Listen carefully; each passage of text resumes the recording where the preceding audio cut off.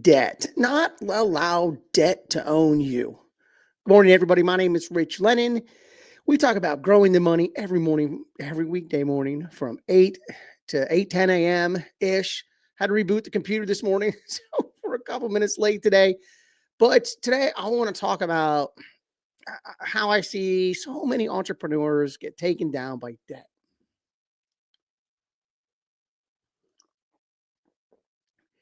Entrepreneurs are dreamers. We are. We're dreamers. We are visionaries, uh, drivers. A lot of words for what we are. Insane is another one, but we stretch and we go too far, and I see it destroying people's businesses and subsequently their financial lives and all kinds of personal problems as a result.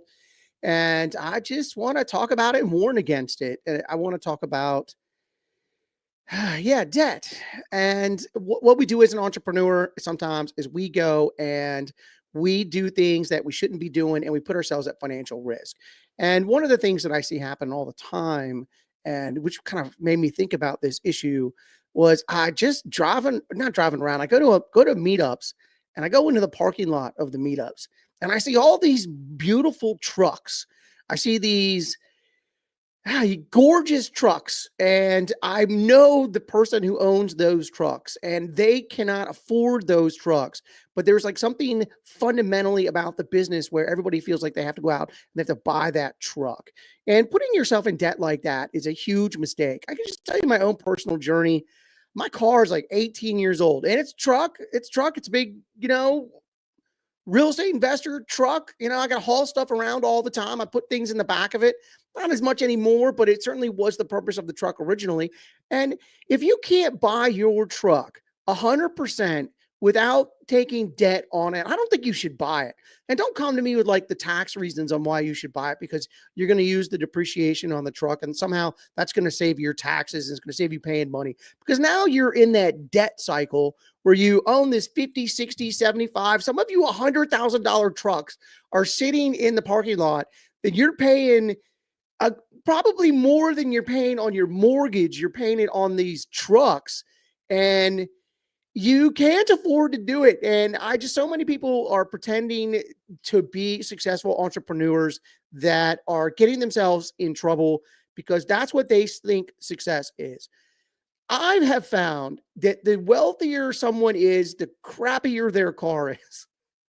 And then they understand the idea that they're going to buy something and own it free and clear and not have any debt on it. And that is what pushes people forward in life. Another one that I see happen all the time is credit cards and business credit cards. And people want to use the idea of like it's tax deductible. So they put it on their business credit card and they just run up the tax bill. And they're paying like 15 to 20%, depending on what that credit card bill is, because they just continue to run it up because they don't have the processes in place to make sure that they're not paying the interest on those credit cards. If you are an entrepreneur, you need to be operating with zero debt in the business except for the good debt. Owning a house that creates revenue is good debt. There isn't a lot of other debt that I think is very good. If it's not creating money for you to put in your pocket, I don't understand why you're out there going into debt. It is something that the interest payments will compound and they will roll, and you'll be 2 years later and you can't understand why you have a $30,000 credit card bill and you're only paying the interest payments because you can no longer make those payments. If you're going to use a credit card for your business, which I think you have to do in today's day and age, you got to go to Home Depot, you got to pay for things, you have to pay vendors. You have to have a credit card, but if you're going to do that, you have to have the discipline to pay off that credit card every single week. It should be Friday morning. One of the first things you do is your finance meeting where you go in and you pay off every week, you pay off all that debt.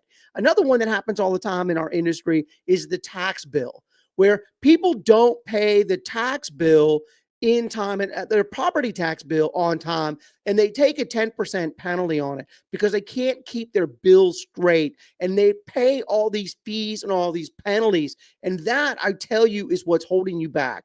I don't know. I just see all these I was at a meetup and I just saw all these cars and I knew some of the owners of those cars. And I'm like, there is no way that this person can afford this car. And it really just kind of put me off this weekend. And I just want to come in and rant about it a little bit this morning. If you want to be wealthy, you can't have a whole bunch of debt. You have to get out of debt. You have to get out of your personal debt. You have to get out of all the bad business debt. Now, we're in a community where we're real estate investors, and there is such a thing as good debt. It is good to leverage. Those are positive things that will make you wealthy. But the bad debt that I see people taking on is preventing them and taking the velocity away from them and the ability to grow their business. And I just get frustrated with it. I've done pretty well for myself in my life. And my car's like 16, 17 years old. It's the biggest piece of junk in the parking lot. But you know what? It's free and clear. I haven't made a payment on that truck in 10 years. The newest car my family has is the new car. My kids still call it the new car. I think it's 9 years old now, and it's my wife's car. And that's the new car.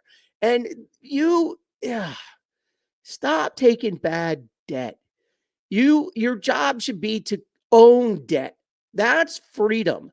Freedom is owning debt where you give the money to someone else and they are paying interest to you.